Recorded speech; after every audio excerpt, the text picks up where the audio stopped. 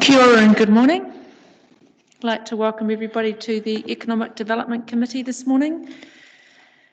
I'd like to explain that the meeting is being recorded and we will be on the Council's website, and the meeting is also live streamed on the Council's YouTube channel.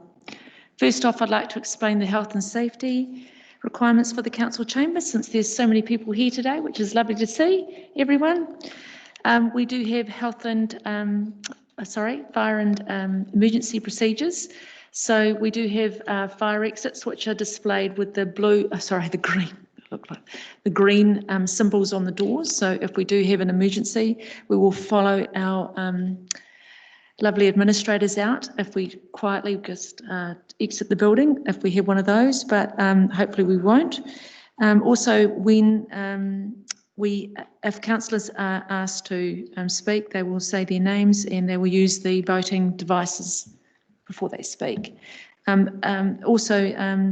Presenters are asked to give their names before they speak because we are being recorded, so that people can be identified when they are speaking.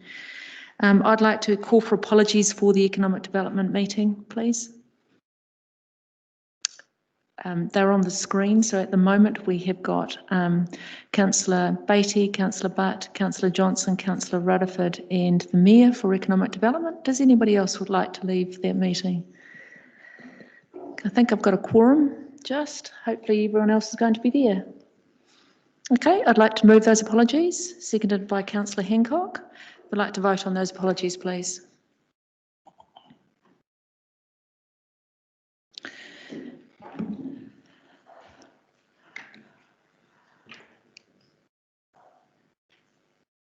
Right, that's passed with 14 votes for and none against. I'd like to adjourn this meeting to the closure of infrastructure and hand over to Councillor Dennison. Thank you, Councillor Hapara. Kia ora koutou. Good morning. My name is Councillor Vaughan Dennison and I am Chair of the Infrastructure Committee. This morning we have a number wanting to speak in public comment. So I just want to mention from the outset that because of time, I'm going to be strict on the 3 minutes in those time slots, and that would also limit the ability for questions. But first off, I'll call for apologies. I have Councillor Rutherford, our Deputy Mayor. Are there any others? I'll move those. Seconded Councillor Hapara, and call for a vote.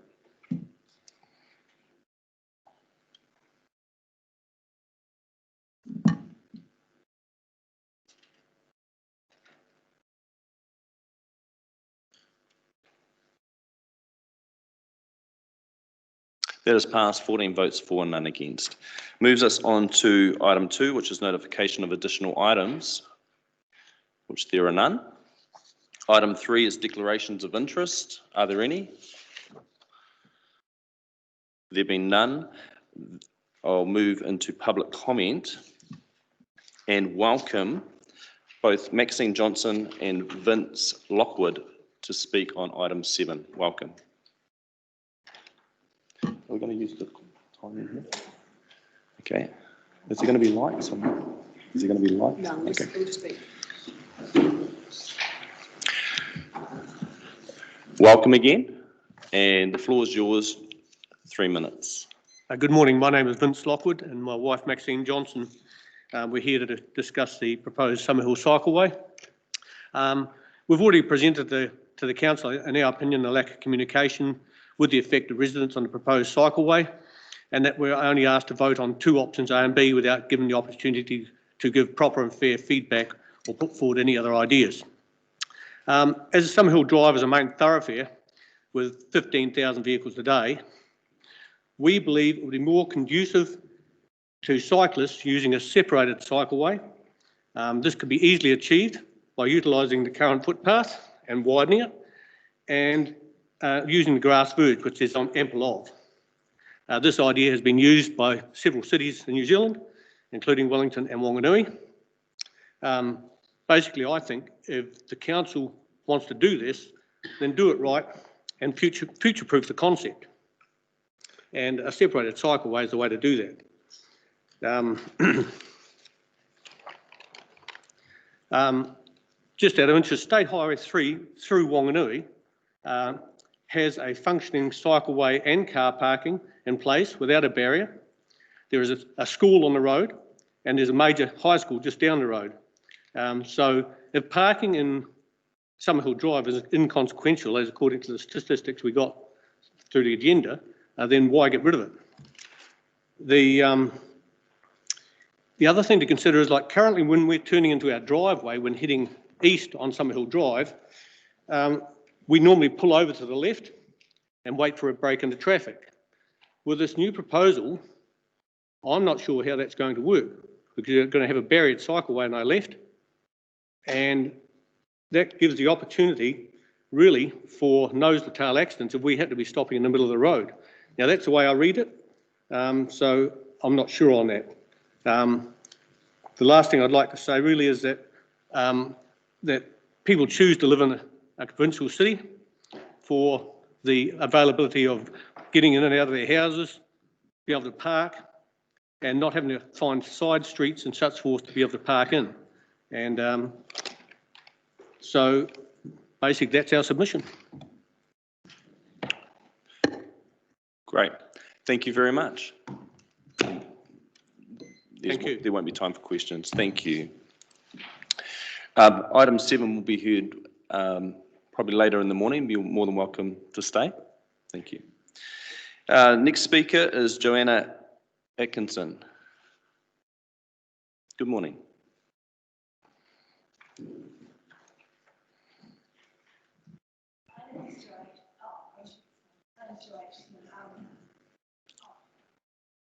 Yay, I love this. Morena Tato, my name is Jo Aitchison.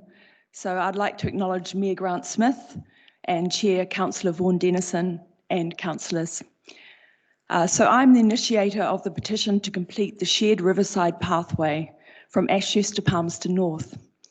So far, the petition has 2,175 signatories, and I expect when you consider the families of those people, it represents the views of a significant proportion of the local community. We are very grateful to have been given access to the options to complete Manawatu River Pathway report presented by the Council Transport and Infrastructure officers. This report clearly outlines the strengths and weaknesses of 3 options. We think the officers have done a great job and are in support of their recommendation to take up option 3. The reason for this is that it best fills the broad-ranging community desires represented by our petitioners. Number 1, the safest possible cycling lane. Number 2, opportunities for recreation on foot. Number 3, social connectivity. Number 4, enjoyment of a natural environment. And number 5, contact with our rich heritage. I draw particular attention to the significance of the Manawatu River to local iwi rangatane and their desire for a walkway from source to river mouth. We do not support option 1, as this approach has been unsuccessful for the better part of a decade. While option 2, pathway beside Napier Road, is an improvement for cyclists, it does not represent the broad section of the community that wishes to travel by foot. It would also involve negotiating with 45 landowners, including commercial operators, so it is far from an easy option. We believe that option 3 is the best way forward insofar as it leaves all options for negotiation on the table. While we acknowledge that there are difficulties for the council around private land rights, it is important for us to also contemplate the concept of the public good. Facilitating public access to the mighty Manawatu Awa is crucial, both in terms of council priorities and community needs. The time is now, but the benefits of this pathway will continue in the future. My hope is not only that I can travel along this pathway with my 11-year-old son, but that I can do so with my future grandchildren. Thank you. Kia ora. Thank you. Thank you, Joanna. Now I'd like to welcome to the table John Hornblow. Kia ora, John. Kia ora, Chair, Your Worship, councillors. I just put my stopwatch on so I make sure I get the time right. First of all, congratulations to the officers for producing a very clear and concise report that was easy to understand and laid out the options very well. I wish to take a more strategic view on the cycleway that is presented, the shared pathway. I support option 3 very strongly because it's a natural fit with our council policies and plans.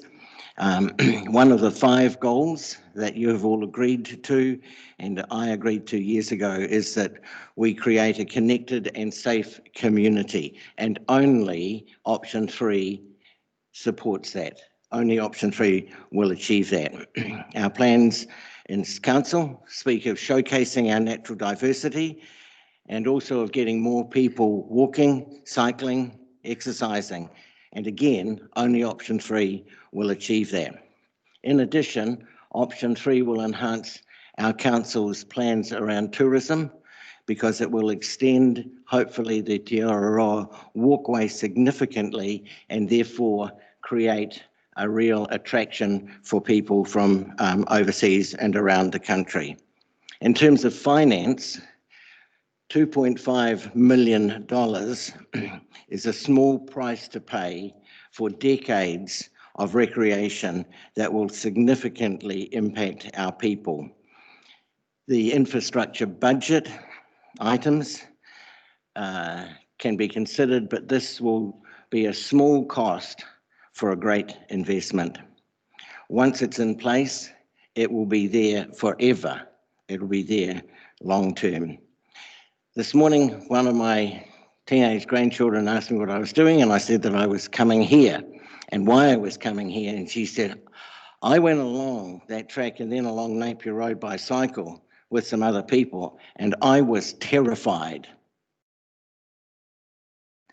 And it confirmed what I had already decided to say to you, that sadly, I will never be taking my family, my grandchildren, and my new dog along Napier Road because they are terrified. Nor will I be taking them along the small back country roads, which are not wide enough to deal with what is expected. And so I implore you to please vote for courage, for progress and for safety, and to proceed with only option 3. Thank you. Kia ora, John. Thank you. And from one former Deputy Mayor to another, I'd like to welcome Jim Jeffries.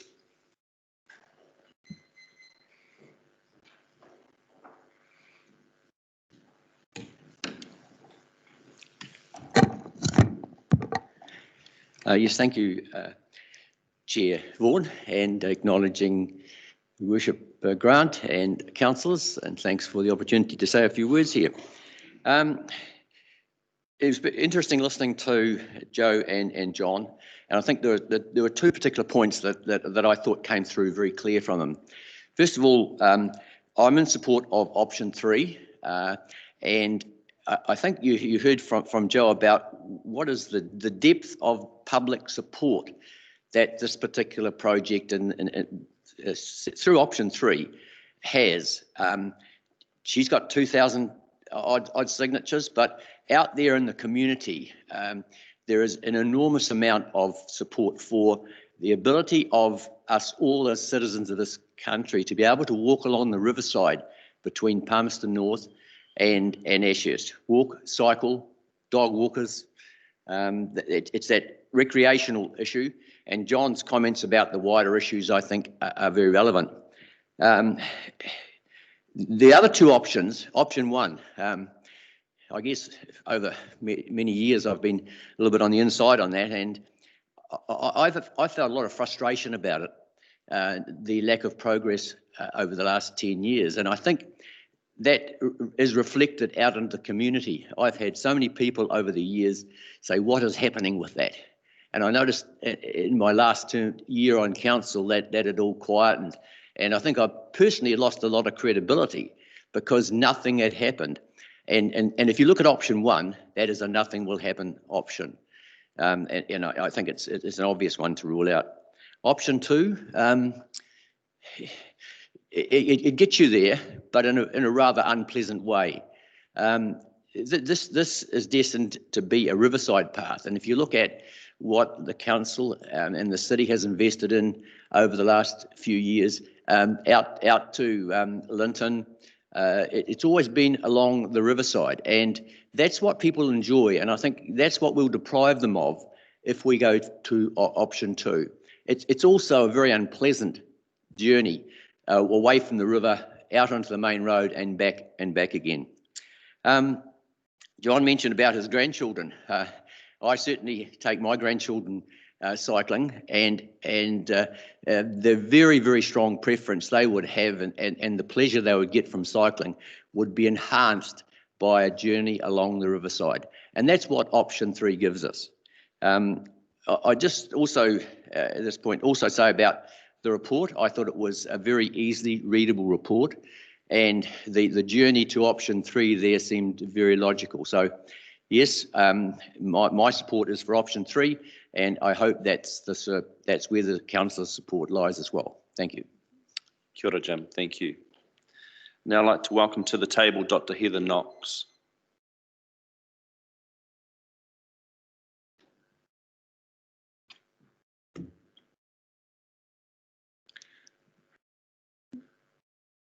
Kia ora, everybody. Thanks for the opportunity to speak this morning, and I'd like to thank the Chair and the Mayor and the councillors for the opportunity. Yes, my name's Heather Knox. As you said, I'm a doctor. I'm trained as a scientist. I currently work for Environment Network Manawatu, running a project which was related to litter in our urban waterways, trying to protect the mighty Manawatu River. I'm probably better known for a range of projects related to encouraging play and encouraging families in Palmerston North to get outside, have some free fun, with the hope that they will connect with nature and appreciate the place that they live in and learn to care about it in the future. I also strongly support option 3. I think a riverside pathway should go alongside the river, primarily because I think that will build the relationship between the city and the community with the river even more. There's a great quote from David Attenborough which says, no one will protect what they don't care about, and no one will care about what they have never experienced. If we wish to build the relationship to our river, and we all want to see the health of our river improve, we need to get people out, connecting with it in a fun and interesting way. I've built a deep connection to the river over the past 14 years, and so have my family. Probably because of the shared pathway. I live down at the Maxwell's line end of the pathway, and the pathway didn't go there when I first moved down there. I commuted to work out to Ag Research along that pathway for many years, and when the pathway was extended to the end of Maxwell's line, I could do most of that journey off-road. Nowadays, I don't really bike along that pathway very much, but I walk along it, I run along it, I've planted trees along it, I pick up litter along it. I have actually skateboarded along it once, never again, but actually my children scooter to school along it where we live at the moment. They are off-road and they can go at 7 and 9 to school back and forth on their own. That pathway is fantastic.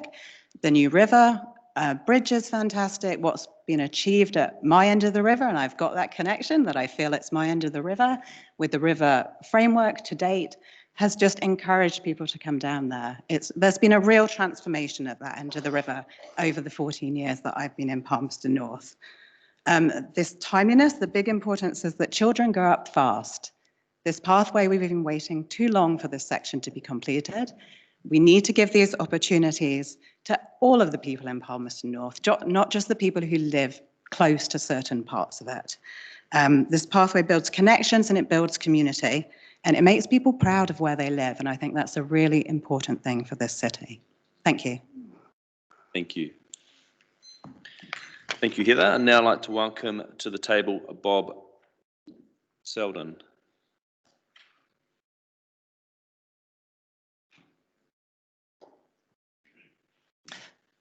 Thank you and good morning.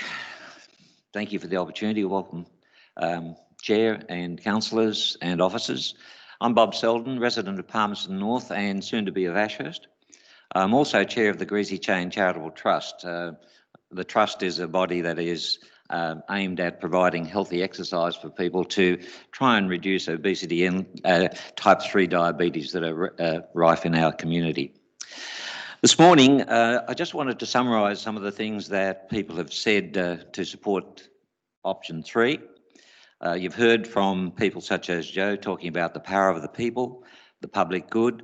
John talked about the need to be strategic, to think long term for the next 100 years. Think of John's grandchildren in 100 years sharing and enjoying the river. Think of Joe's grandchildren in 100 years. Think of your own grandchildren.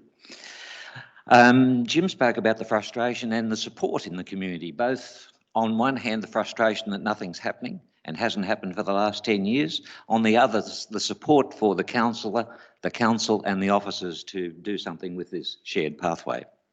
There's also the heritage issue and, of course, looking after the environment. However, there's another very important why that underpins all of those reasons. Many people in this room will have a piece of paper that says that you own a section of land or a block of land.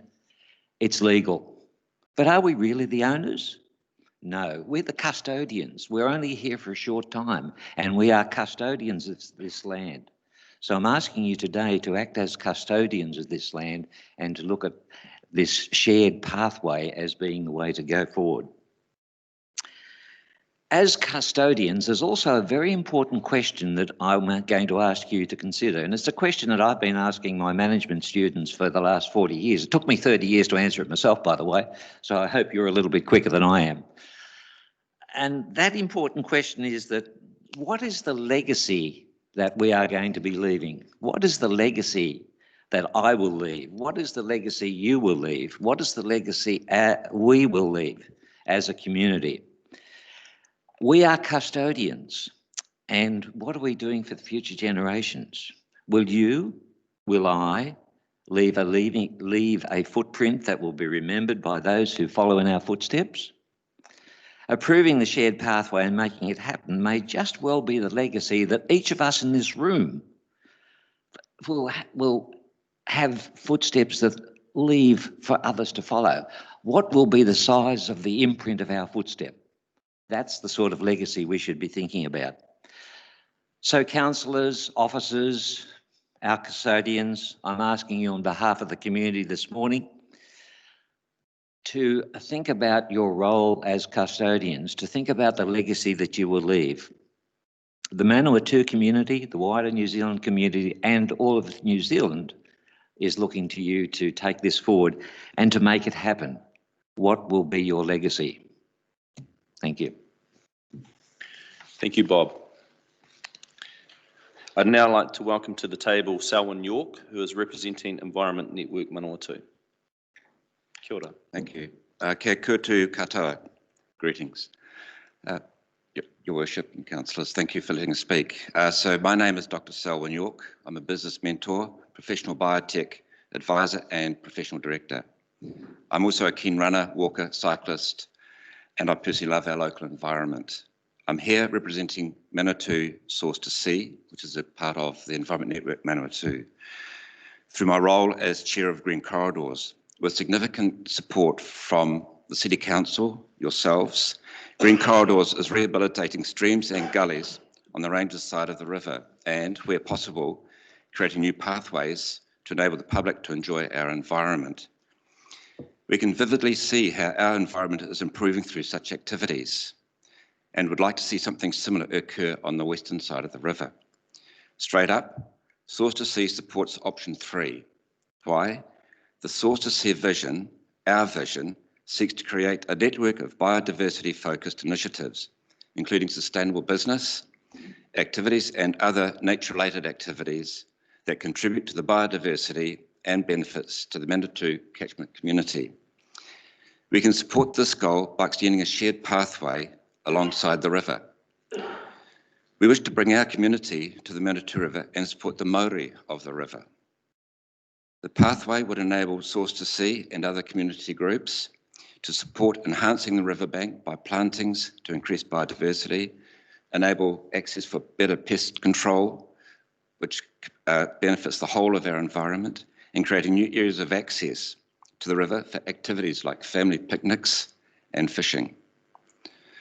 We believe that option 3 is the only way forward to manifest the Maori of the river. To turn the path away from the river, in my opinion, is sacrilegious. Do not complete the path is worse. On a practical note, a riverside pathway will bring pleasure to many more members of our community, enhance local tourism, and also business in Ashurst, which is not a bad thing. They do good coffee out there. It gives people a greater opportunity to visit and experience the river. On a personal note, I guess I'm the older generation, pensioner, and I'm imploring my friends and family, friends of my partner and also everybody that we're aware of, to vote with this petition. And while they're all digitally aware, they seem reluctant to do so. And it's not this petition, it is putting their name to something on the internet. So I think there'd be many more people out there who'd be willing to vote in favour of the petition if they were more conscious about the consequences of it. Ka te ake e konei, ngā mihi. Enough said, thank you. Kia ora, Selwyn. Now I'd like to welcome to the table Chris Teo-Sherrell.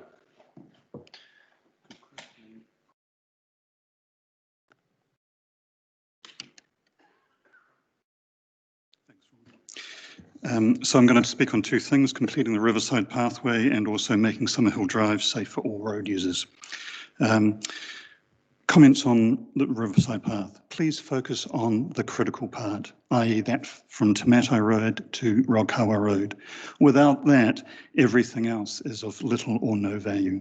So please sort that section out before worrying about any other part. Also, either make Te Matai Road from Riverside Drive to the point at which Te Matai Road comes closest to the river, that is about 284 Te Matai Road, a safe speed zone so that riders can safely and comfortably ride on the road. Or improve the upkeep and safety of the path that currently runs alongside Te Matai Road. Preferably do both of these things so that you provide for both walkers as well as riders of all levels of competence and confidence. I do support option 3, but believe you should approach that in a staged approach to land acquisition. On Summerhill Drive, several comments. The recessed bus bays are, in my opinion, unnecessary for several reasons. Unlike cars, which are left parked at the roadside for minutes to hours to days, the amount of time that buses are stopped alongside the road is minuscule, and so the likelihood of any particular road user being inconvenienced by a bus blocking the lane is minimal. There is very good visibility along Summerhill Drive so that road users can see when a bus is stopped to pick up or drop off passengers, and so they can adjust their speed so that they don't actually need to pass the bus.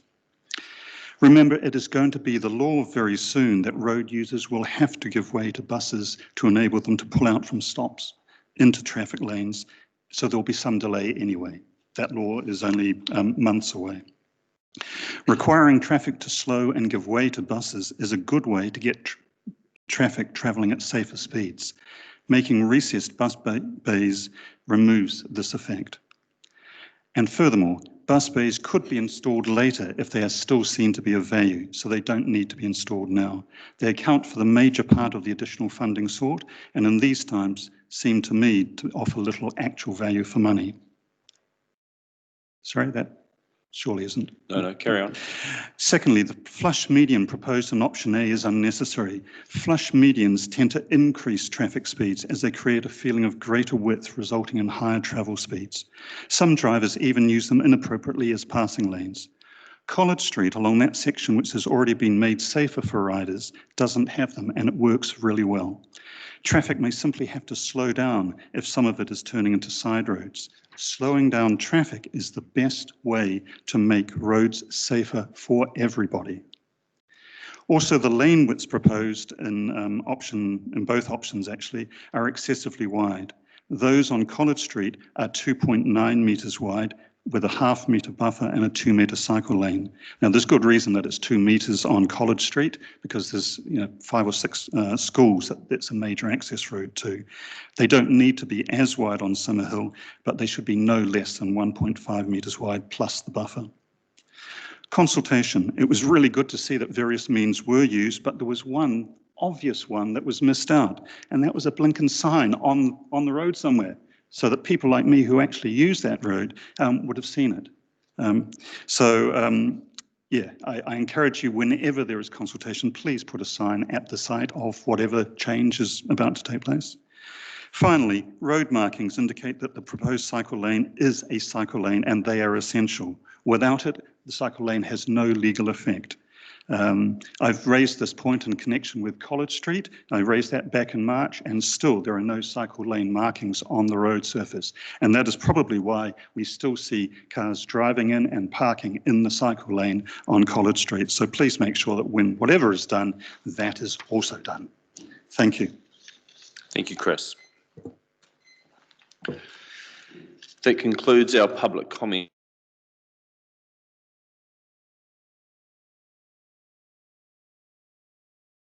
I look for a seconder, Councillor Hapera.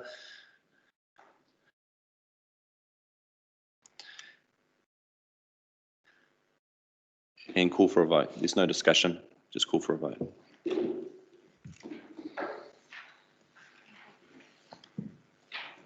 Sorry. 14 votes for and none against. That is passed. That moves us on to our first paper, which is item, let's confirm the minutes. So somebody prepared to move the minutes? Councillor Naylor, seconded by Councillor Beattie. Any matters arising? There being none, I'll call for a vote.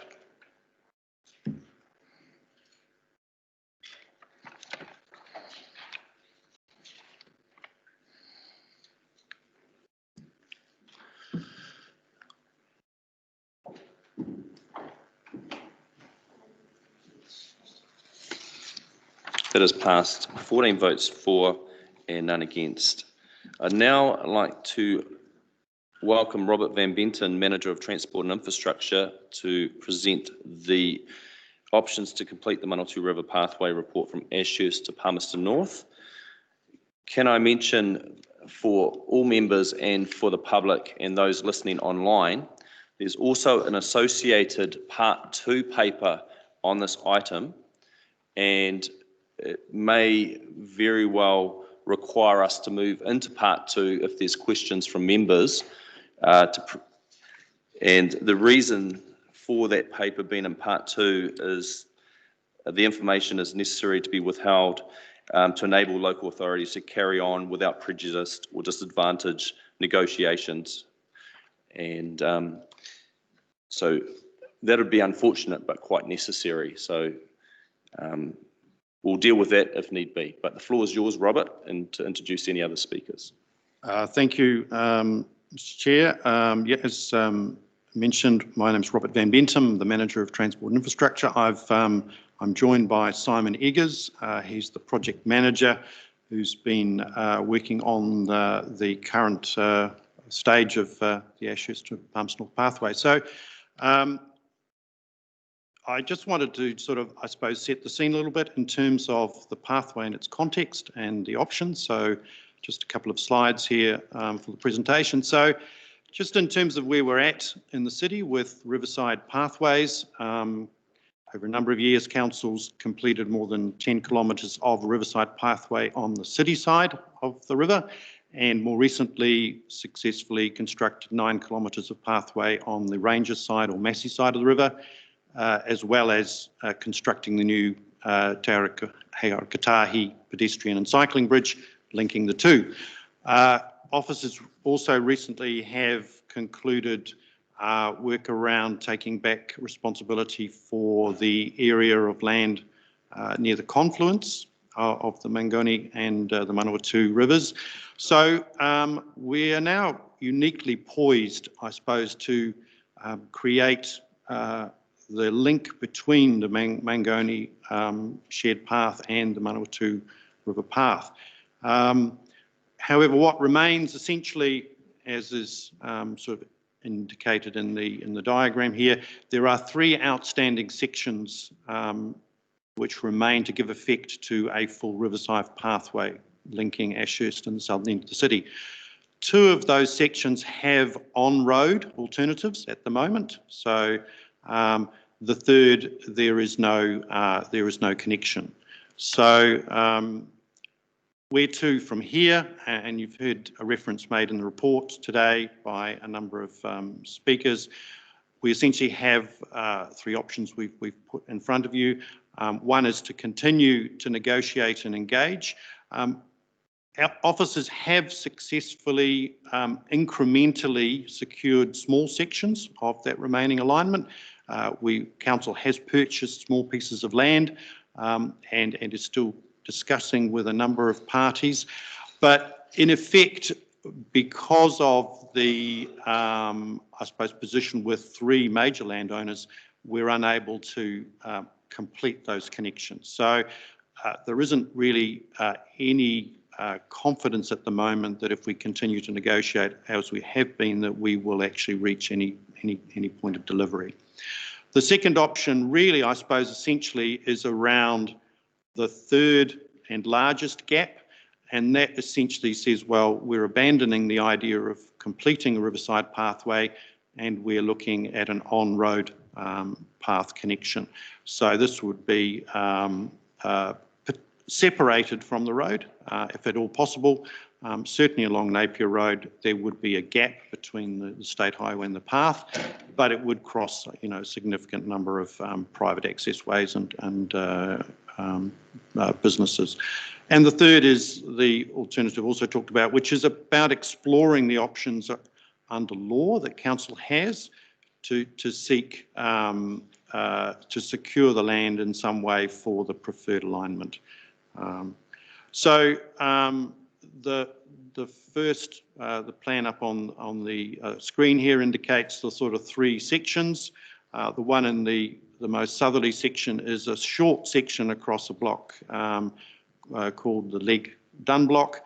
It's only 600 metres. Essentially, it would connect the area currently owned by council around the Awapuni Materials Recovery Facility and the end of the currently formed path. The second is essentially the loop in the midpoint of the current alignment, and it would be an alternative to the Te Matai Road pathway, which was constructed several years ago. And then the third essentially links the end of the Te Matai Road section with the formed section to the north at Ashurst. So there are essentially, three major landowners associated with each of those locations. So option two, which has been spoken about, is an alternative on-road alignment that would follow Te Matai Road to Napier Road and then along Napier Road into Rakawa Road. It's slightly longer than the on-river alignment, something like 7.3 compared to just over 6.5 kilometres. So, there is certainly a longer journey length.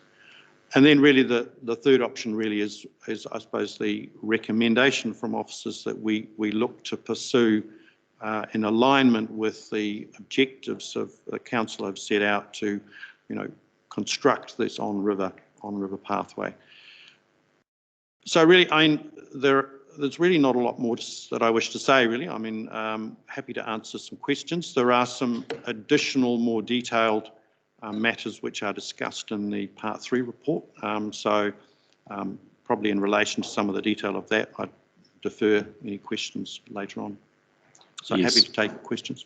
Thank you. We've got the Mayor. Apologies. Yeah, thank you, Mr. Chair. Thanks, Robert. Thanks, Simon. Look, I appreciate that you as officers have come into this at a later time as well and probably don't have all the background. A couple of questions. In the interest of transparency and obviously all the affected parties, you've communicated that this report's coming to council, to the entities you've spoken about just before? Have we individually spoken to all of those parties? Yeah. No, we haven't, no. Okay. When was the last time you communicated with them? I'd have to confirm when that was, but we've been in negotiations with most of those parties over the last 6 months. So, Okay. So they know what's going on? I'm pretty sure they know that we are seeking to achieve a river pathway, yes. Okay. Just on page 15, around the risks of number 3, if we go down the Public Works Act, just an estimate, how long do you think this process would be? How many years? I wouldn't have information on that. It'd be best to ask our legal team to reflect on that. So, is it possible now, Robert? That's not sensitive, that time frame. That's fine, yeah.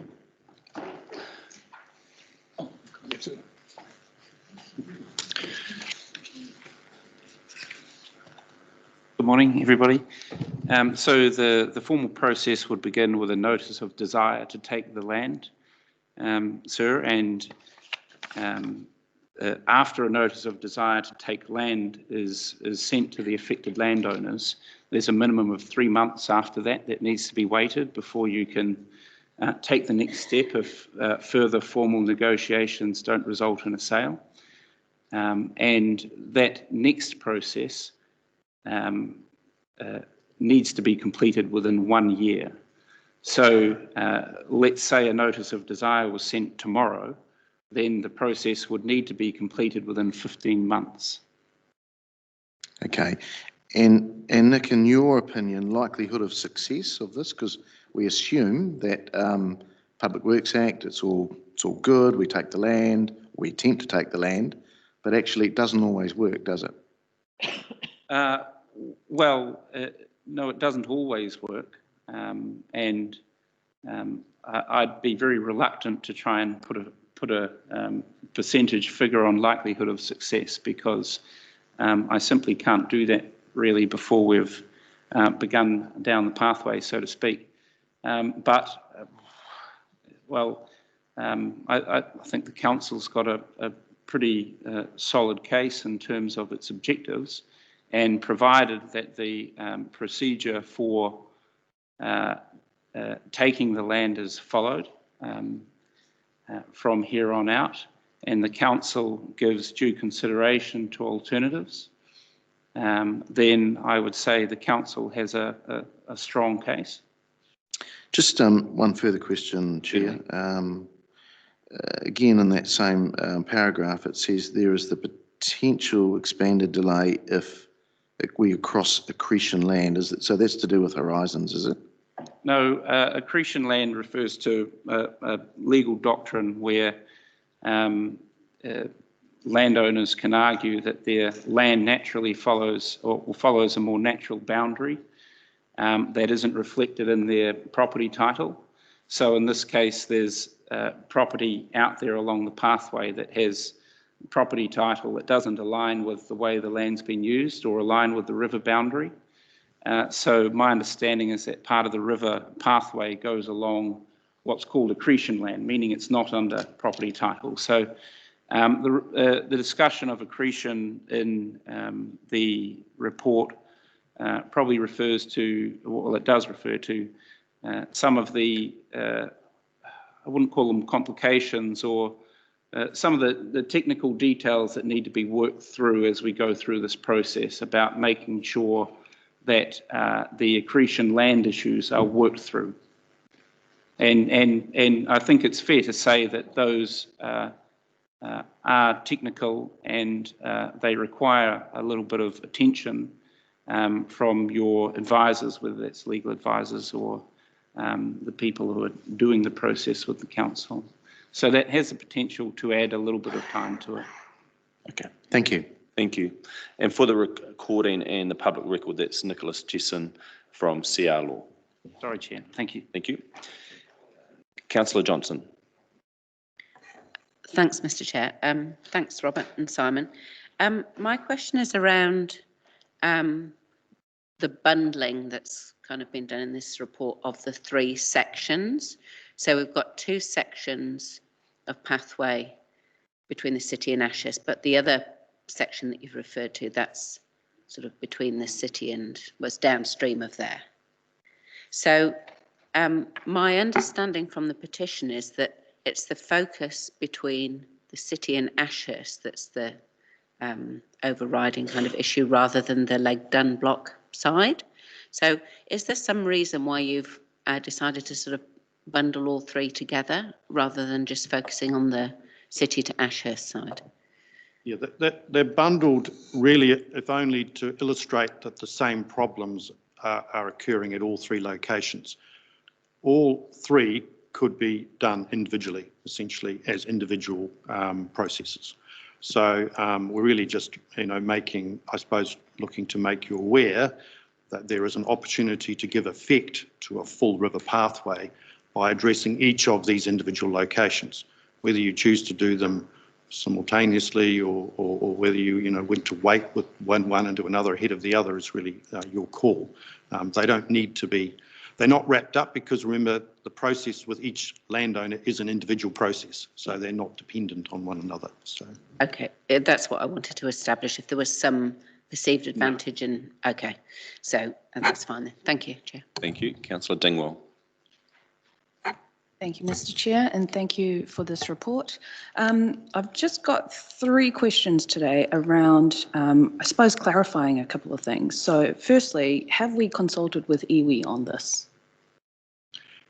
iwi are part of our ongoing engagement at Council with all initiatives and all projects. And I know that as part of the River Framework, they are active partners. So this project is very much a central element of the River Framework. So yes, they are part of all of our negotiations in respect, yeah. And do we know if they have a preferred option with this? We haven't asked them specifically about this particular strategy, but I know they are certainly very supportive of all of the initiatives we've undertaken around opening up access. And in fact, they're very interested to participate with us in the design and highlight areas of particular interest. We have already had conversations with them in principle about particular areas along the pathway which have significance for them, which they may wish to highlight with particular infrastructure or contextual information. So, thank you. So with these strips of land that we're looking at, can you just clarify? Does that land contain housing at all? What is currently being used on that land, or is it vacant land? The most southerly block is currently vacant and in scrub, has no productive use. The middle section is bounding between, it's a boundary between the river and a organic farm operation. There's also a small bit of dairy farming. The more northerly section is a large part of it bounds an active dairy farm and then passes one active quarry site, and a second quarry site further to the north has some activity but is not an active extraction area, more of a spoil site. So yes, there are 2 commercial quarrying operations occurring alongside though, but there is no winning of gravel within the river. The winning of gravel is out of the river in those parcels of land. So, and finally, with option 2, just looking at the way that it's set up in the map, as a cyclist, how would you actually cross Napier Road if you're going towards Ashurst? Just in terms of the safety of all of that, that is a scary road at the best of times. Yeah, it's not envisaged you would cross Napier Road, so you would stay on the northerly side of Te Matai, and then essentially you would stay on the riverside side of Napier Road. So we would typically have a bit like the Longburn pathway, if you recall. There's a swale drain and then there's a separate path.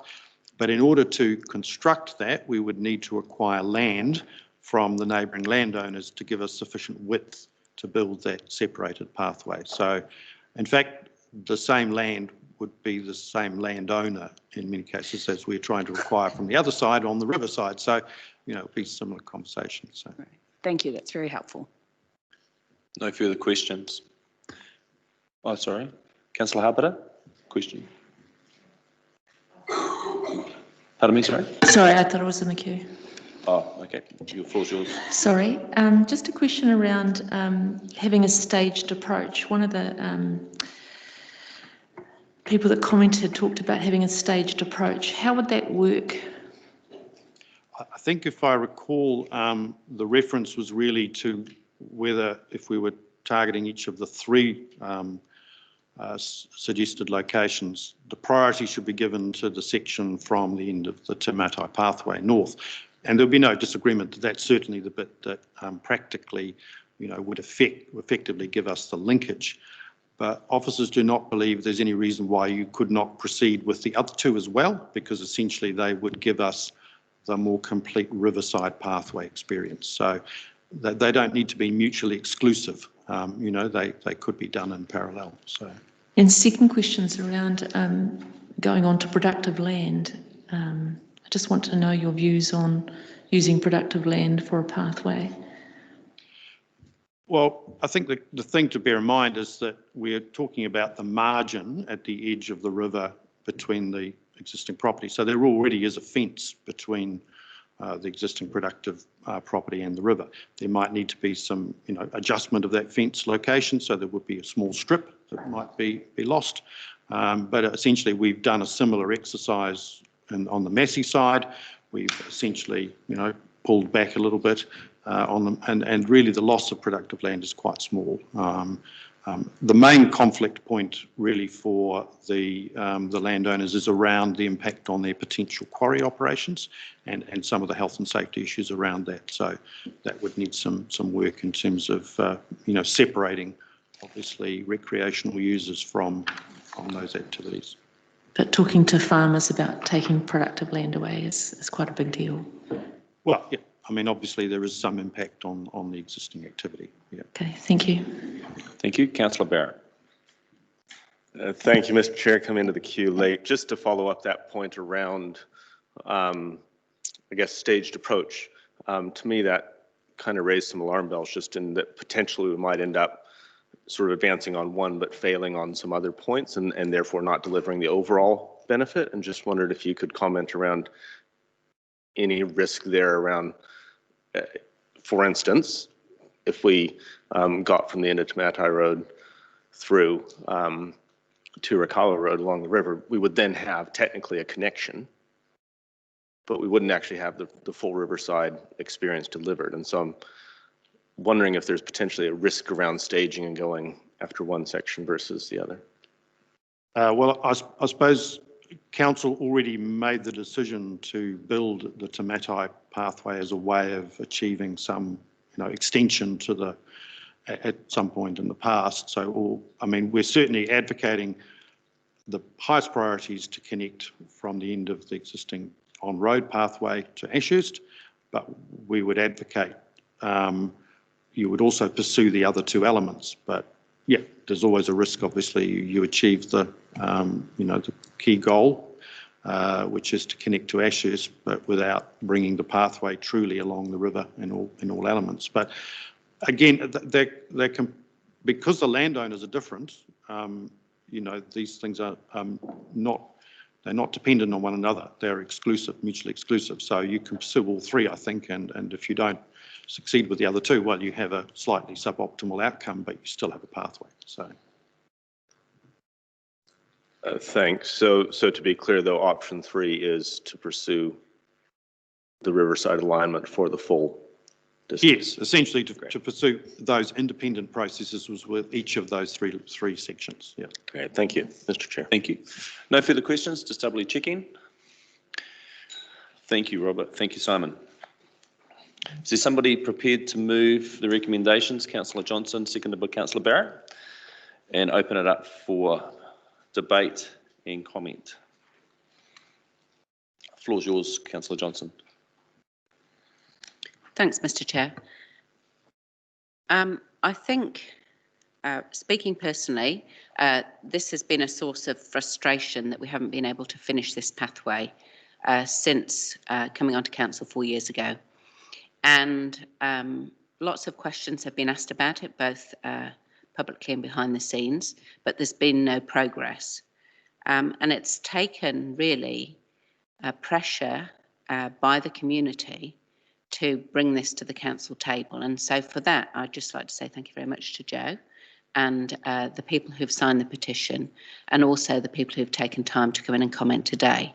Because sometimes we do need to be sure as council that we've got community support for a direction before we feel comfortable to take it, I suppose. And I can see lots of benefits of getting this path finished. I don't really think at this stage that we've got any confidence that negotiations without legal recourse are going to get us anywhere, because that path has been tried for the last 10 years with no success. I absolutely accept the comments around the disadvantage of doing the pathway along Napier Road, because I have cycled along Napier Road. It's not a pleasant experience. It certainly would not be a comfortable experience, even on a separated cycleway. And it negates the value of having a riverside pathway if you then divert the path away from the river right along the main highway. So I feel that we've sort of got to be a little firmer in our negotiating position with landowners, and this provides the option to do it. And so I think we've exhausted, other options, and this is what we're left with. Thank you. Councillor Barrett. Thank you, Mr. Chair, and also very much in support of what's been brought to us by officers, and pleased, yes, after many years, both on and before council, to see the opportunity brought to us for progress here. And I think we'd be wise to take this opportunity. It's a prudent next step, and it's an acknowledgement that what we had hoped would work for a number of years unfortunately hasn't, and we do need to begin to allow ourselves to exercise other options.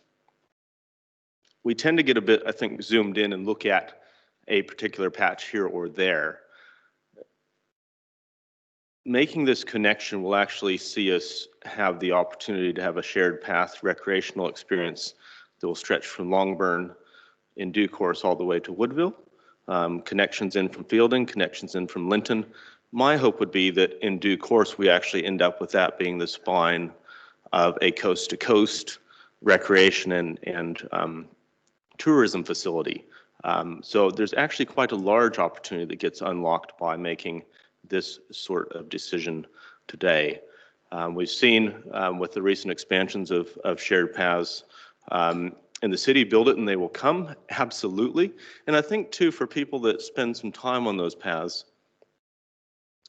there's a bit of differential of use between the paths that are along the river and the paths that say connect out to a Longburn or that start to connect out to a Fielding. And while I don't think we've got any firm evidence, I think it would be fair to say that people do genuinely value and enjoy the Riverside shared pathway experience in great preference to simply a shared path that has a swale between it and a various range of heavy and light transport on roads.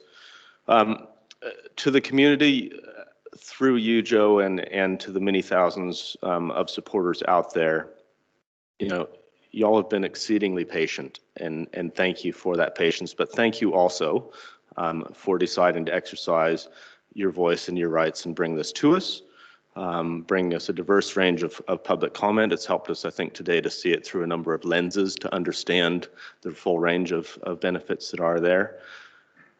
There was some talk in those comments around public good, and that very much is our mandate. And when I sort of think about examples of public good, to me, riversides are almost the top. Beaches might be slightly higher than riversides, but I think riversides in Aotearoa are about as high in the public good stakes as you can get. So I think this is a good thing for us to keep in mind as we have this opportunity now to move in a staged way towards, if necessary, using a legal recourse, but hopefully still with an opportunity to resolve through negotiation to create a positive recreational legacy for the future for a city that we can be proud of, Mr. Chair.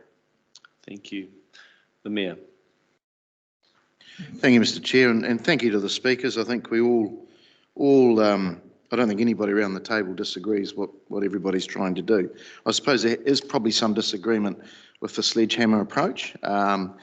And look, I agree that option 3, that the route is the way to go. Option 2 was really, which the officers forgot to mention, was probably more of a temporary way to get there, because I don't think there has been any disagreement with some of those landowners that they don't disagree with it going through their land. It's just a timing issue.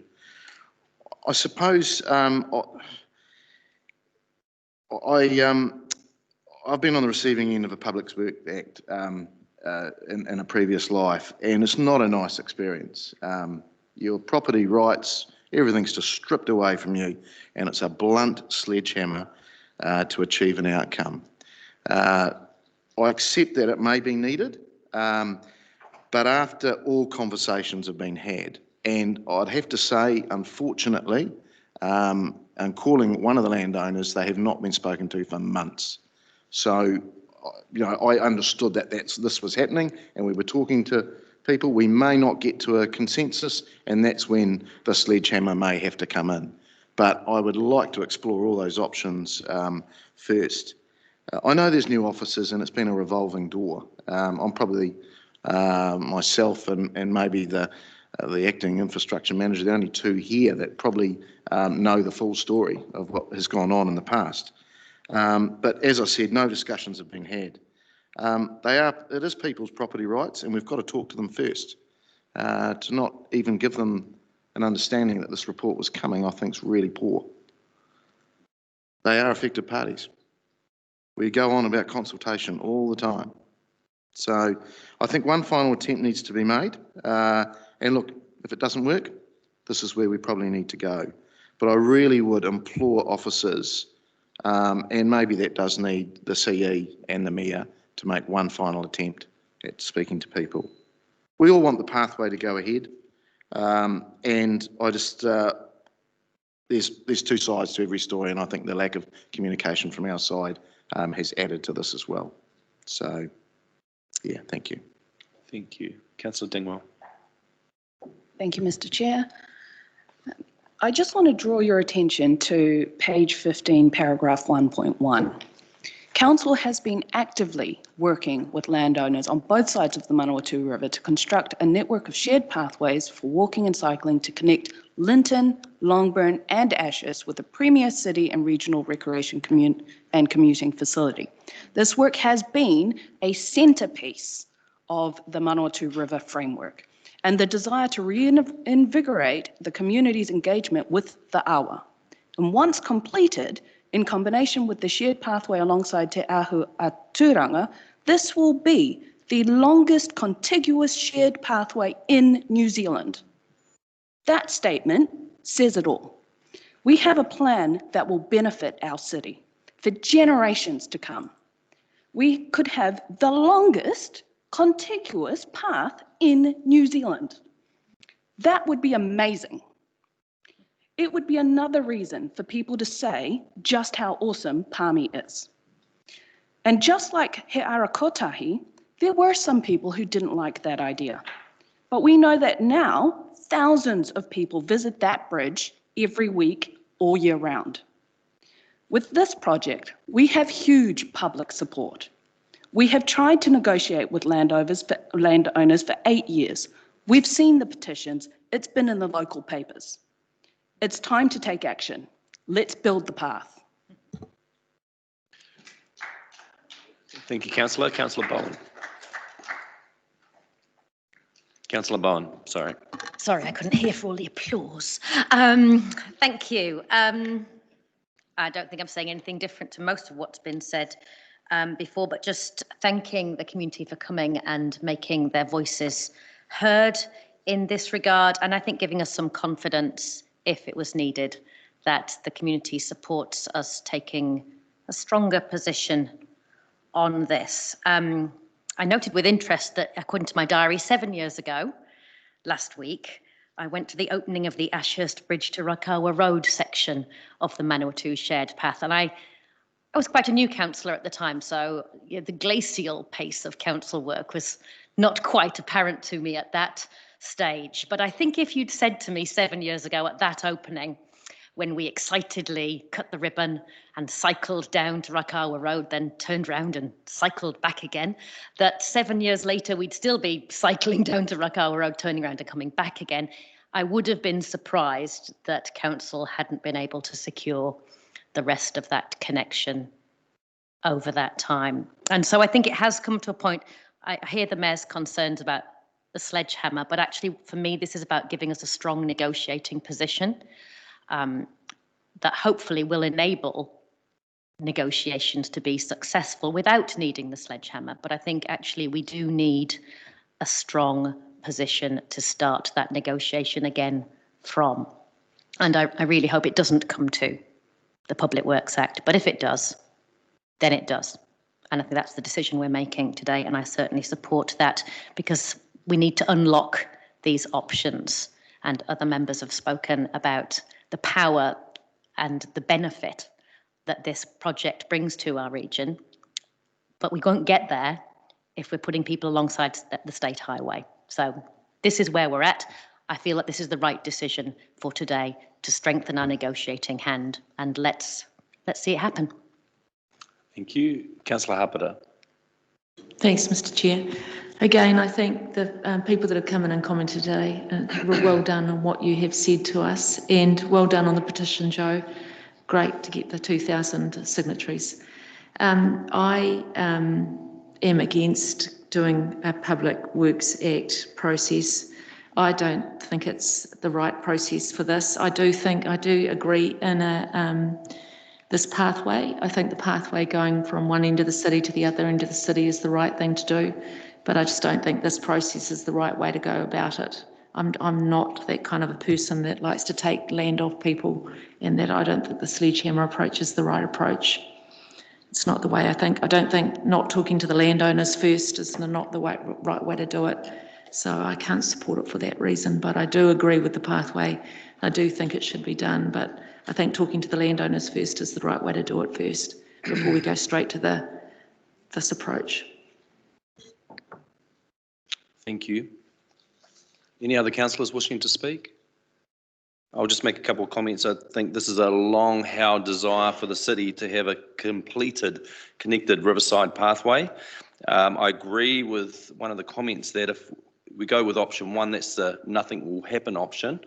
Option two gives us the highway side pathway, which no one's ever wanted. And it seems with the information and the detail that's in the reports that we have had ongoing discussions and limited openness in some cases to negotiate. So therefore, we are left with this being the most likely pathway to achieve the pathway. And so therefore, I'm very comfortable moving ahead with this recommendation. As the mover, do you want to have a right of reply? The floor is yours. Councillor Johnson. Thank you, Mr. Chair. I just want to respond to some of the concerns that have been raised about using the Public Works Act. I don't think anybody could accuse us of being hasty. Ample time, talking, and opportunity has been given to landowners, and they clearly do not wish to facilitate the pathway at this stage. The Public Works Act exists for a reason, and if that is what has to be used, then landowners have rights under that Act to present their case, to be heard, and for an impartial decision to be made, not by us, but by the Environment Court, I understand. So I don't think we should be hesitant at this point to push things further and to give ourselves the option of legal avenues. There's been plenty of time for talking, and we've all seen what that has achieved. So wishing stuff doesn't just make it happen. We actually have to do something. And so now is the time to be doing something. Thank you. Thank you. That concludes the debate. I'd now invite you to vote.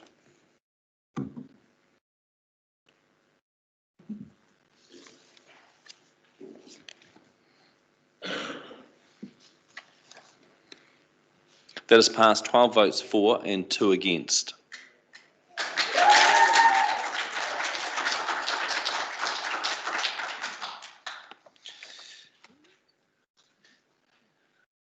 Thank you. That now moves us on to our next item.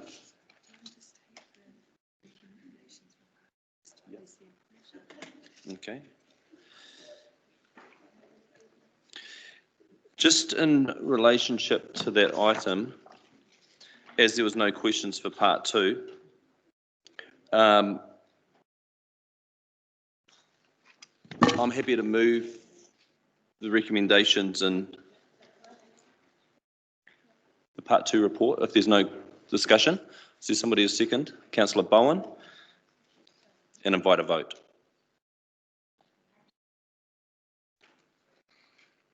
To receive the information and to release it in due course on those dates.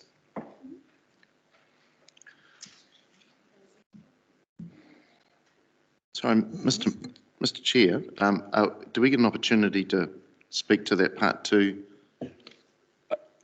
What we'll do, we're going to hold this, sorry, we're going to the end of the meeting. It's a better process.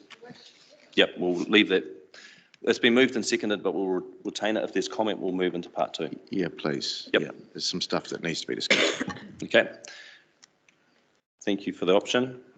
I've given decision to hold that to the end of the meeting. Okay, that moves us on to item 7, and welcome again Robert Van Benton and team, it looks like. Elise.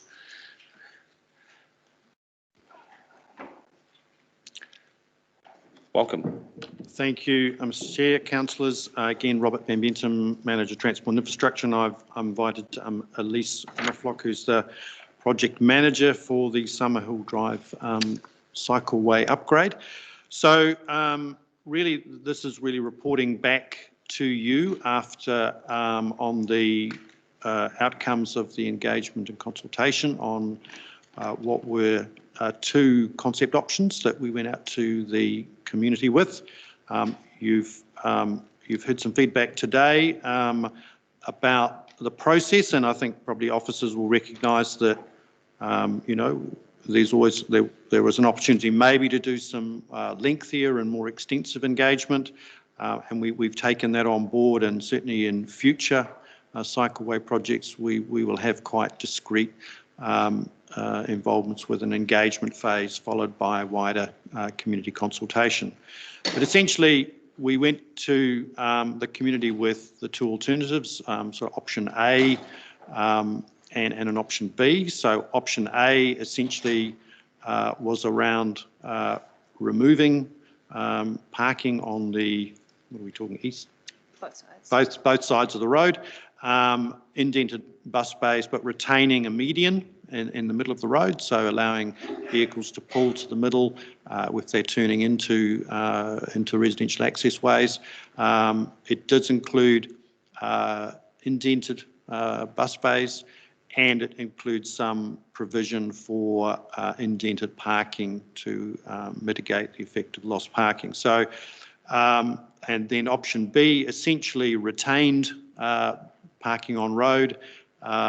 We obviously, to do that, we removed the flush median. And so the results of that feedback in the report, very clear preference from most of the respondents around option A. Clearly, in order to proceed with that alternative, there is additional cost associated largely with the indented parking, although the indented bus bays also contribute to that. So I know that one of the recommendations is around approving some unbudgeted capital expenditure, and that will have to go obviously to council at the end of the month if that's agreed. So other than that, I'm not sure if there were a few comments made around the technicalities and the benefits of each alternative in terms of the traffic environment. We heard a very strong message back from the community around the speed of the Summerhill environment.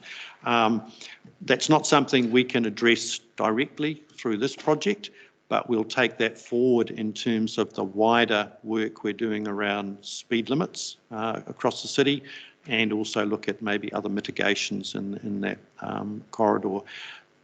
This is really just part of the wider piece of work to connect the growing urban area of Kautiri and the city, and we recognise that there are some other high priority sections along that route which will need to be addressed if we're going to deliver safe cycling infrastructure.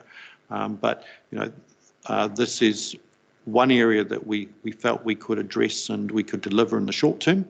And so, yep, we offer this report and recommendations to this committee. So really happy to take any questions, Mr. Chair. Thank you.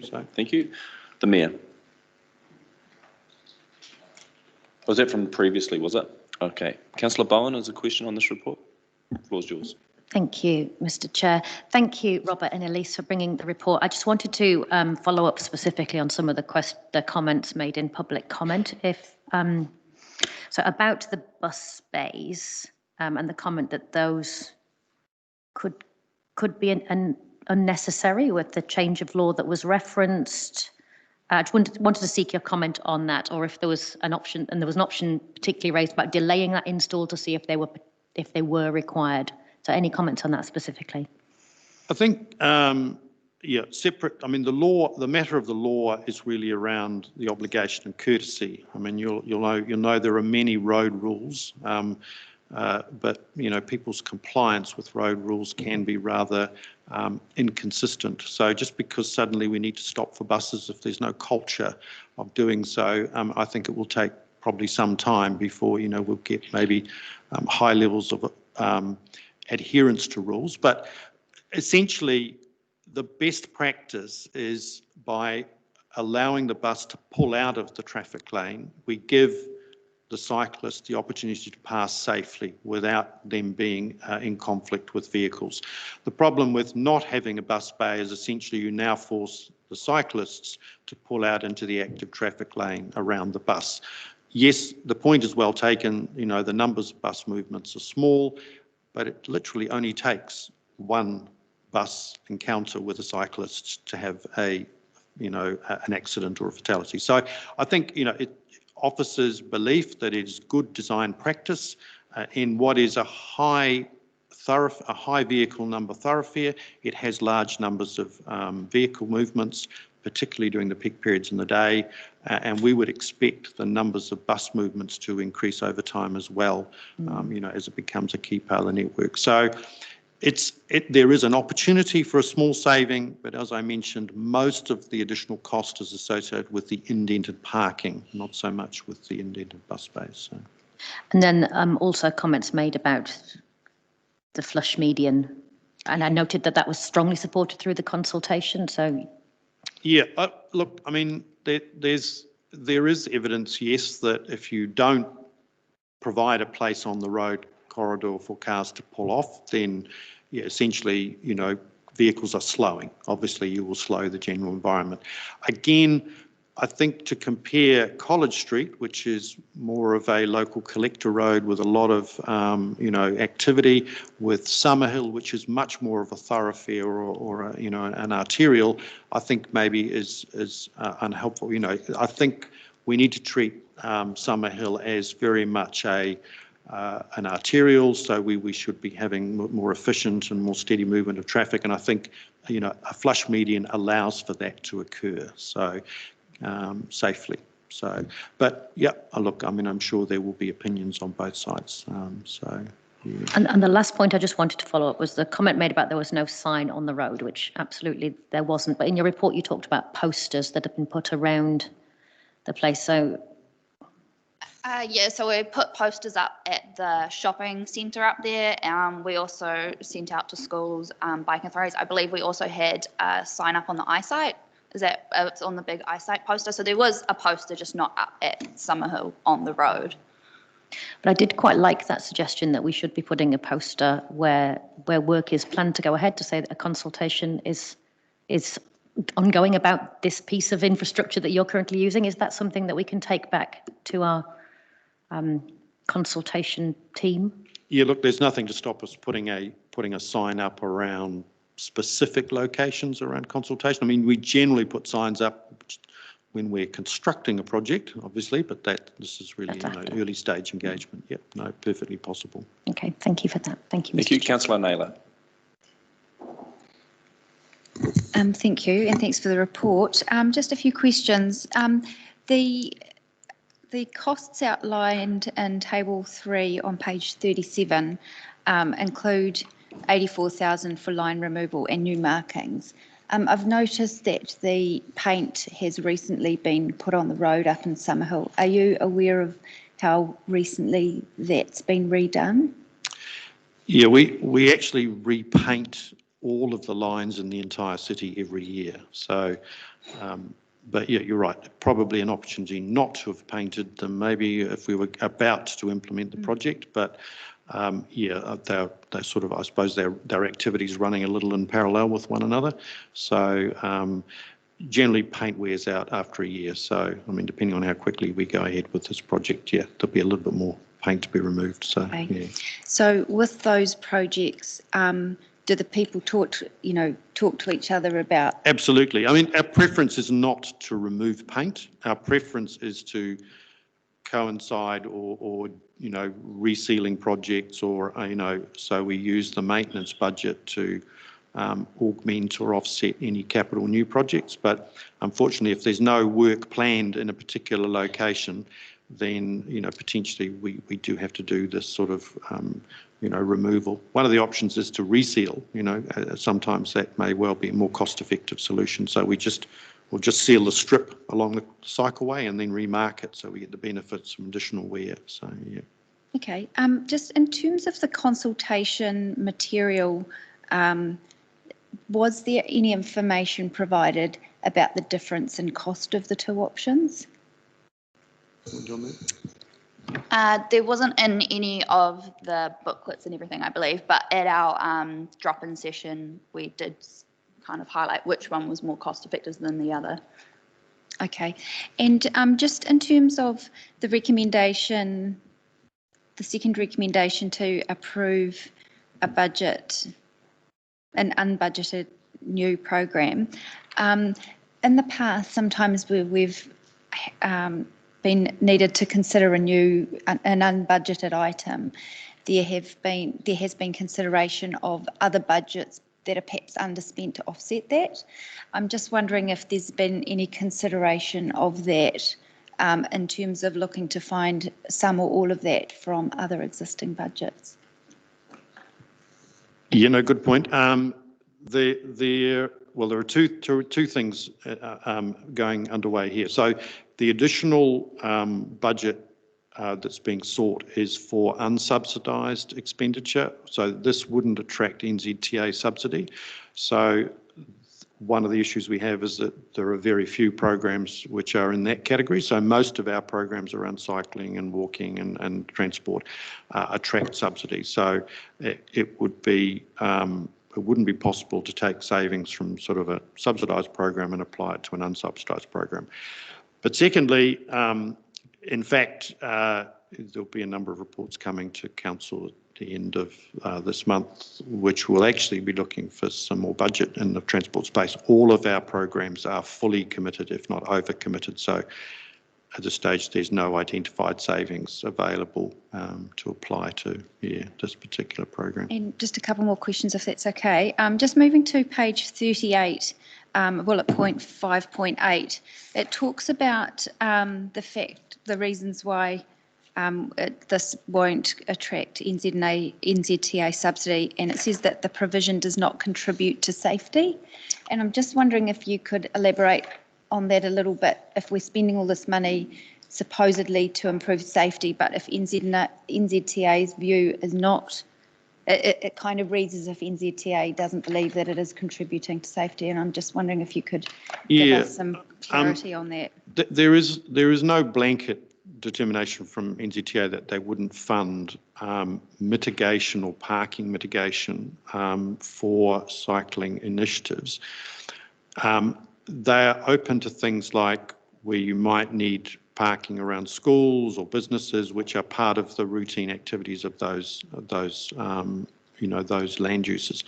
What is generally not, which wouldn't be supported in this case, is the provision of parking as an amenity where there isn't a clear supporting evidence to demonstrate that it's actually required. There are alternatives, and we've suggested that, there are side street parking options and off street, parking options which can be utilised. So in a sense, yes, they will support some, like the bus bay indents, and they will support initiatives around schools and some of those sorts of facilities. But generally, they haven't been willing to consider providing, indented on-street car parks on the basis that that's a private amenity and could be otherwise catered for. So. Okay, and just final question. Yes. So given your comments on the opportunity for parking in streets, and also and given the percentages in the chart here of the parking utilisation, which appear quite low, and given the cost of the indented parking, why is it officers' recommendation to go with option A being with the additional indented options as opposed to the option B that would be within the budget? Well, there are different advantages and disadvantages with A and B. So the option A gives the best outcomes for cyclists in terms of clearing the cycle lanes, so being free of obstructions. Option B retains that and means that traffic will also need to slow in order to manoeuvre. So the secondary matter is about, well, how is parking provided for? So because option A provides a better outcome for cyclists, we've had to remove most of the parking. So really, officers are responding to the feedback from the community that, we need to mitigate that loss of parking. So that's why we've put forward something which we believe is meets those community expectations, but also delivers on the safety and efficiency outcomes for the project. So, but clearly there is an option not to provide some of that intended parking, but that's not something that would be, supported strongly on the basis of the feedback we've received from the community. So.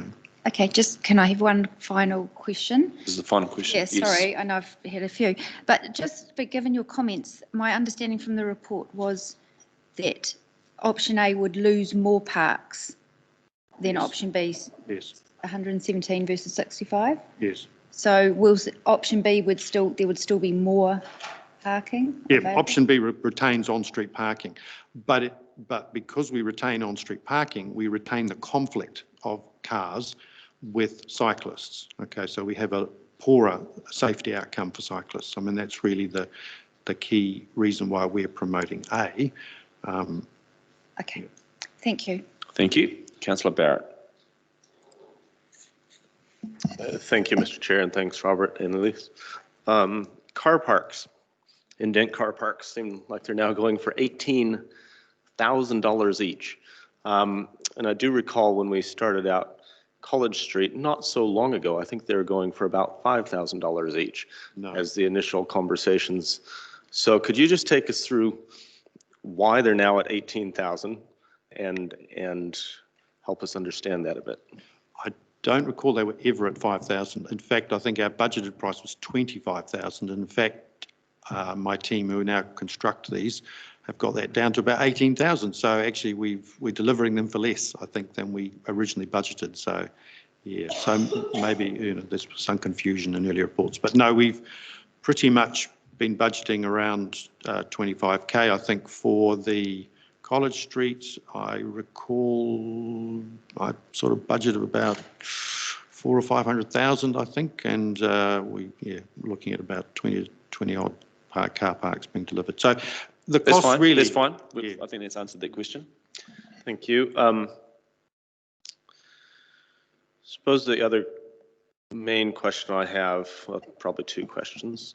One is, I guess we've heard from public comment, and I think some of the feedback received as well was just around the idea of a shared path approach rather than an on-road approach. Just can you take us through both the benefits and the risks of the shared path options so we have that clear in front of us? Yeah, well, in terms of the feasibility of a shared path, the only way we could construct what would be a shared path would essentially be to completely, construct something across the berm and the existing footpath, so it's encroaching into vehicle access ways. So one of the difficulties when you've got lots of vehicle access ways is that it's actually really difficult to construct a path at any level. So you will find it will be a very uneven experience, basically very difficult to build something which matches all those surfaces. But the other key problem, given this is a relatively high speed, it's a commuter route for cyclists, we're now putting relatively high speed cyclists very close to the exit points from private residences. So we know that if you do that, you increase the risk of conflict between those vehicles and cyclists. So there are locations when shared path arrangements work well, but I think all the evidence will tell you that if you want a commuter cycle route, you want something that is actually definitively separated from pedestrian traffic. So by shared, we're mixing pedestrians with cyclists who are moving at relatively high speed. And you'll be aware that with electric bikes now, many cyclists are travelling at 25, 30 kilometres an hour along that particular route. So, really what we want is a fully separated cycleway, potentially with some hard separation from vehicles, and still retaining the pedestrian access obviously along that route. So, thank you. Final question that I have is just, I guess, around the timing of what we're doing with, I sort of see recommendation 2 as basically sort of a mitigation budget to make up for the perceived loss of opportunity for on-street parking there. And just wondering about sort of the relative timing, because it seems to me that we sort of go out with a consultation for change, people's anxiety level shoots up because it's change. We then go and sort of mitigate that at that point and say, well, here's what we can give back, as it were, to try to offset that, versus saying implementing a change and having sort of a mitigation budget in reserve that after, say, 6 or 12 months, once traffic and movement patterns start to change, we can actually really understand what the critical needs are to mitigate, because I'm a bit concerned that we're potentially paying quite a bit to mitigate based on the current traffic flows and patterns and behaviors rather than the result of what will happen through the change here. So can we look at ways of sort of offsetting in time our mitigation costs from our implementation costs? Absolutely, absolutely no problem. If council's comfortable to proceed with the project as proposed, and there are 3 indented car parks, I think. Is it 3 locations? Yeah, three locations for indented car parks and 2 indented bus bays.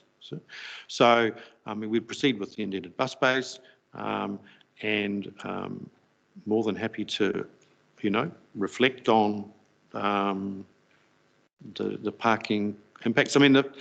Once we implement the project, of course, the parking disappears. So then really people have the only option is to park off-road or on side streets or within the private businesses. So, in effect, there's not a lot of lag between the project being implemented and the impact. So, I think if we believe that there is a value in the mitigation, that mitigation should follow soon thereon.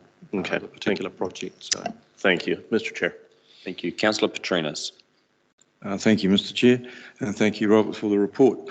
On page 47 on the diagram there, I just want to understand you're going to indent an existing bus stop, but on top of that, you have a future vehicle crossing painted in red. How are you proposing to manage that outcome? Well, that's not unusual. We do have bus stops where there are the occasional vehicle crossing. So that what we'll make sure is that the design of the vehicle crossing will be integrated with the bus indented bay. So, and the bus is only there for very short periods of time, so it won't impact on that vehicle access. So, yeah. So the crossing will come out across the actual bus? The crossing will come across the bus bay. I mean, what we discovered through the consultation is that there were 3 or 4 properties up there that were doing subdivision. So suddenly there's going to be 2 or 3 other vehicle crossings appearing. So where there was apparently places we could have put indented car parks, or there are existing car parks, they were actually being taken out anyway. So there is already a continuous process across the city of, you know, parking and access changing on streets, you know, and it's a dynamic sort of environment here. Second question, what is the current cycle count on Summerhill Drive? Yeah, I'm sorry, I don't have that exact number, but I'm sure we can provide that information if you would like that. Yep. Thank you. Just speaking on that, I think the latest numbers we have is about 114 a day, but it's a couple of years old, that data, so we're currently looking at getting some new one. Thank you. Councillor Hancock. Thank you, Mr. Chair. Yeah, just a couple of questions. Do we understand what the current traffic volumes are for vehicles on that road at the moment? Throughout the week? Absolutely. I just don't have those numbers to hand. I mean, I think it's 15,000. I think it's around the 15,000. So per day. Per day, yeah. Okay. And there are currently partial cycle lanes along Summerhill Drive, but they're not continuous. Is that correct? Yeah, like many parts of our network, there's an indicative, you know, cycle position, but the cyclists have to come in and out of parked cars and traffic lanes here. Yeah. Okay. And have we given any thought to some modelling around sort of the predicted growth for Summerhill and Akaltari going forward, perhaps over the next, say, 5 years? There is growth predictions in terms of the traffic volumes. Are you talking about, or just population growth? Sorry, we've got new residential areas under development up there, and some also projected. So have we given any thought how that might impact road traffic? Absolutely. I mean, there will be quite significant increases in traffic volumes on Summerhill Drive, yes, okay, going forward. So. And of the 2 options, do you think there's longevity in both those options if we have significant road traffic increases? Well, I think the option A, which is being recommended, removes the conflict between cyclists and road vehicles, because it gives them a clear path down both sides of the road without having to dodge around, you know, weave in and out of the road. So I think that we believe that is the most appropriate for the current corridor, which is an arterial, and it will remain, you know, reasonably durable for the given the volume increases. I mean, at 15,000, it's not a extremely high vehicle traffic road, but it's getting up into the category of being a very important collector. And there is, you know, there are no alternatives, you know, to that route. That's the other issue. There is no other way to go. So, whereas other parts of the city have alternative routes. You know, so. Thank you. Just a couple more. A single two-way shared pathway, as was kind of sort of alluded to during public comment, was that ever kind of sort of discussed with the community as a potential option? And I understand that there are perhaps some risks, I guess, of, you know, trying to actually get sort of an even pathway, you know, because of driveways and so on. But was that ever presented as an option? No, because we don't believe that is a serious option for a commuter cycle facility on this route.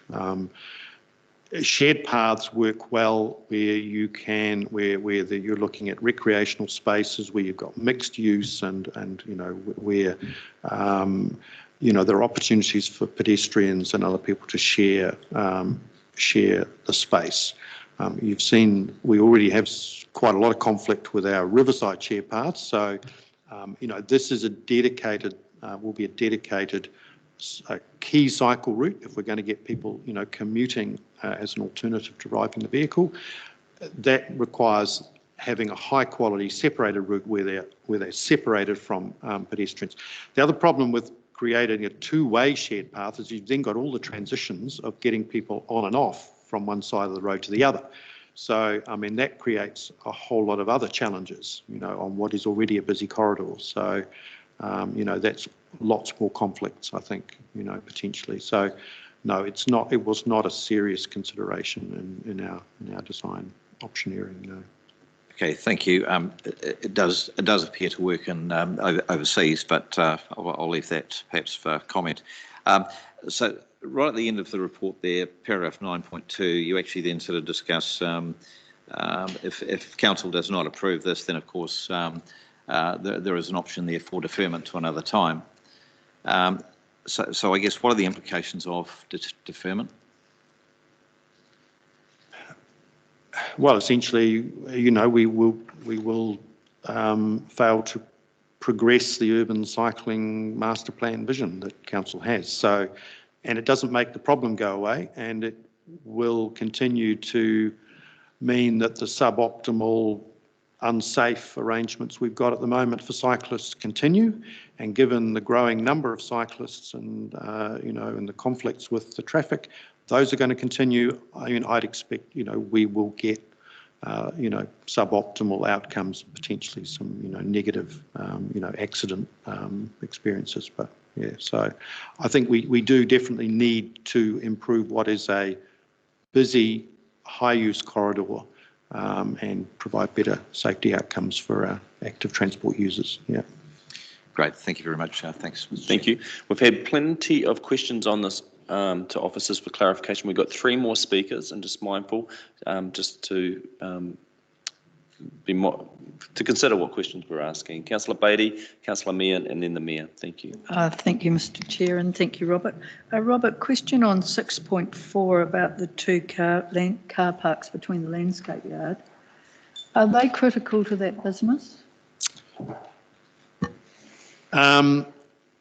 They're not critical to the landscape business. They're essentially used most frequently by users of the coffee cart, which occupies the land for the landscape business. So the landscape business has an opportunity for people to come inside and park off street. So they have plenty of off-street parking. So Okay, so there's another business. Yeah. there's a coffee cart which rents space from the landscape business. Okay. Yeah. Okay, thank you. And my question also around the indented car parks. Would there be additional costs if we staged that? Like if we did the project and then put those in after and did a review of the whole? So there's no additional costs? No, there's no, I mean, they're discrete pieces of work. Yeah. So it's just, as I mentioned before, we would remove all of the on-street parking and we wouldn't have any mitigation. So that would be the risk, you know. Yeah, so there's an option there that we could put it in, leave the car parking to next year's budget because we haven't got the budget, assess the project and then put them in if required. Absolutely. It's okay, within that's my question. Yep. Thank you. Thank you. Councillor Meehan. Thank you, Mr. Chair. I'll leave mine to comments as I think it's been pretty well covered. Okay, thank you. Mr. Mayor. Thank you, Mr. Chair. I think some of the question, I've just got one, and it was really around the second one around mitigation and trying to bring everybody with us because this is challenging. So the businesses there, Robert, there's 3 businesses I'm aware of.